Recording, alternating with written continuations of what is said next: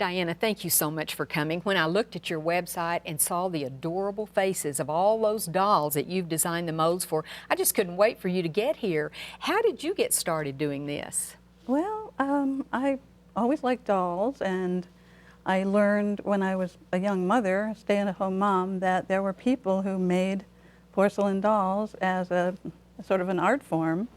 And I had a background in art, and I read up on it, and I thought that I would have to wait until my children were grown up, but I had an opportunity to design for a company in Illinois. And then later on, I started making my own dolls. I got a kiln and learned how to do it. The facial features are just precious. Thank you. So that we can show people, let's go ahead and start down here with this little baby who could not want this little adorable thing. That's Chelsea, and she was modeled after one of my granddaughters. Oh, is that right? Who's 17 now, so it was quite a while ago that I modeled her, and we sell the molds to make Chelsea and all the other dolls. And this one? Her name is Allison, and she's an all porcelain doll. Some of them are just the hands and arms and face, but this one's all porcelain. All porcelain. All these three girls are all porcelain. That's Allison. Turn her around so people can see how gorgeous she is. And this one is Allison. And and she's holding her own baby doll. Yeah, this is a porcelain doll too. That's an all porcelain doll that's strung together, and April is holding her. Oh, this is April. I'm sorry. Okay. Yeah. Gotta get their names right. I get them mixed up too. Well, there's so many on the website, yes, I couldn't believe it. There's a lot. And this one's all porcelain as well. And that's little Lou, and she's got holding her a doll. own baby too, but this doll doll is not made of porcelain. It's made of another kind of clay. And so you've experimented with lots of different things, I like haven't to you? try different things. Well, this is the clay, the magical clay that you use. And when people buy the molds, do they buy this with a mold, or do they buy this separately? They buy it separately. We don't sell the clay. We buy it from somebody in Texas here. And so that's this is what you actually use in your molds. Right. Right. And this is the mold. You designed this one yourself?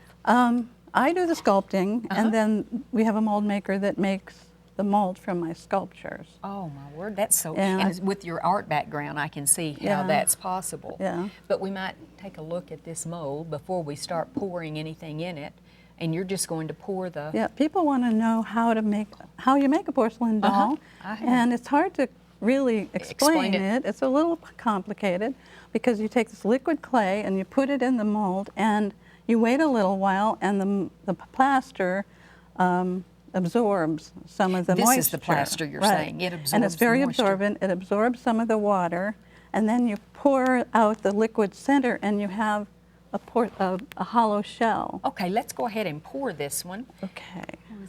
Do you just pour till it's up to this line I can see in there, or how do you know how? Yeah, you fill the pour spout. Some molds you have to tip, but I'm just gonna. Oh, okay. This is a fairly easy one, and you have to pour steadily so you don't. That keeps air bubbles out too, I would guess. Right. You always have to watch for air bubbles, and it takes a lot of mixing to get it to the right. It's just a creamy consistency. Okay. And this would set approximately how long? And you said it depends on weather and all kinds of factors, but approximately. Right.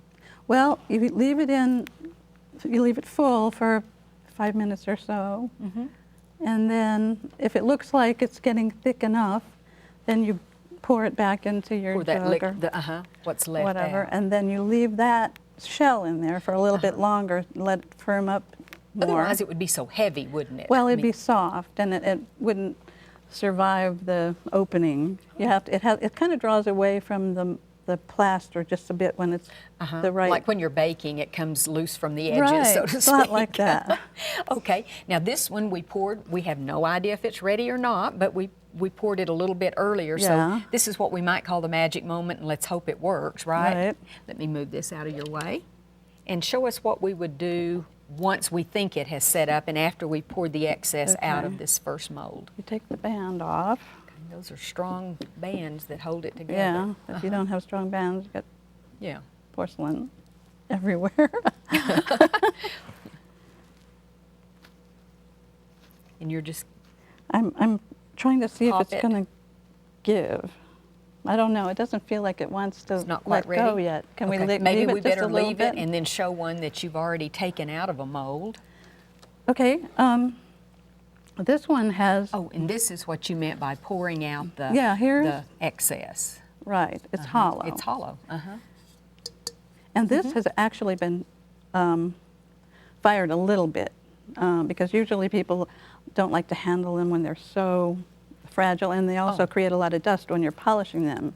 You have to do a lot of polishing before it's ready to do the final firing. And you said this one's been fired once. So, it's been fired briefly to a Okay. cool temperature of about 1,200 degrees. Okay. And For how long?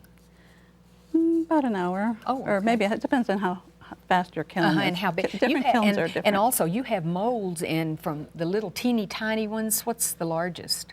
About 30 inches Wow. tall.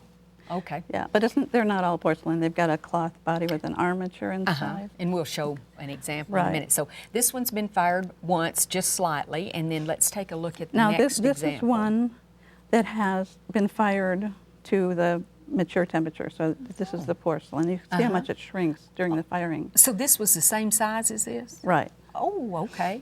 I thought it was a different size mold. It's fired to 2,200 and something degrees. Okay. And that's what it looks like when you're, and then it has to be polished up a bit more. And when you say polishing, what do you use to polish? Is it a cloth? We have or? special sanding pads and different It's, items. I guess, like a softer sandpaper Yeah, type? Okay. something like that.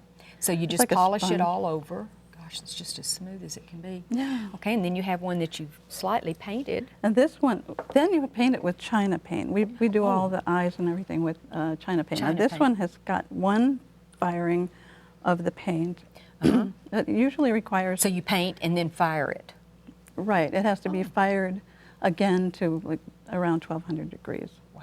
And then you put a little bit more paint on. This is the China painting is a traditional art form. That and goes with porcelain doll I making. learned porcelain, I learned China painting before I started making dolls, so it really helped So to you know already that. knew that process, didn't Right, you? yeah. So that's how you do the China paint. You have to build it up layer by layer I see. and until you get the depth. And you of fire color. in between. Fire in between.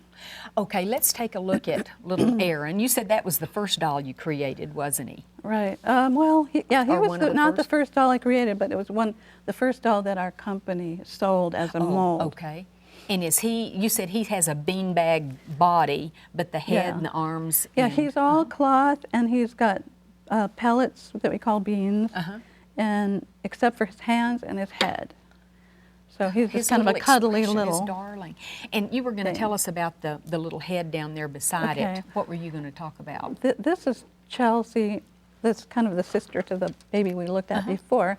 I just wanted to show how you can paint the hair Oh, with- instead of putting the with fake hair on. with with these little babies that you can make them look Makes them look realistic with that. newborn. And with Aaron, I attach the hair with a special technique that I've developed. It's just, they're just gorgeous. But you can also buy wigs to put on your little dolls. All these have little wigs on. that are purchased. Well, we certainly don't have time to go through the whole process, No, but it's you said very this is lengthy. a book that you have found very helpful Yeah, through this the is years. what we recommend because it's got everything from start to finish on how you make porcelain dolls. And you can get it at your website and also have like it. Amazon and Barnes and Nobles, all the major companies.